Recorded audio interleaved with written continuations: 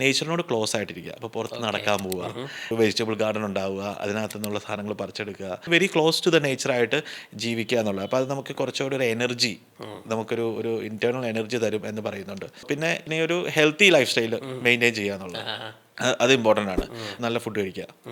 നല്ല ഫുഡ് എന്ന് വെച്ചിട്ടുണ്ടെങ്കിൽ ആൻറ്റി ഓക്സിഡൻസ് ഒക്കെ റിച്ച് ആയിട്ടുള്ള ഫുഡ്. ഇപ്പോൾ ഇവിടുത്തെ ഫുഡിനെ കുറിച്ചൊരു ഭയങ്കര പ്രത്യേകത പറയുന്നുണ്ട്. ഇപ്പോൾ ഇവർ കൂടുതലും ബെറീസും അങ്ങനെയുള്ള കാര്യങ്ങളൊക്കെയാണ് കഴിക്കുന്നത്. പിന്നെ ഇവർ കഴിക്കുന്നത് എപ്പോഴും ചെറിയ ബോളുകളിലാണ്, ചിത്രമുള്ള ബോളുകളിലാണ് കറികളും എല്ലാ സാധനങ്ങളും എടുത്തു വയ്ക്കത്തുള്ളൂ, റൈസ് ആണെങ്കില്ല.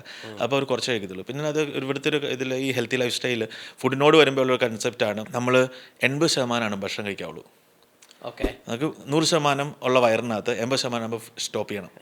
അത് മൈൻഡിനും അത് ട്രെയിൻ ചെയ്യുന്നതാണ്. നമുക്ക് ആ ഒരു ഇതിനെ ഇത്രയും വേണ്ട, എനിക്കത് എത്രയും ഭക്ഷണം വെച്ചാൽ ആവശ്യമില്ല. അപ്പോൾ 80% ഒരു ഭക്ഷണം നിർത്തുക, ഒരിക്കലും വയറ് ഫുള്ളാവാൻ ഇവർ സമ്മതിക്കത്തില്ല.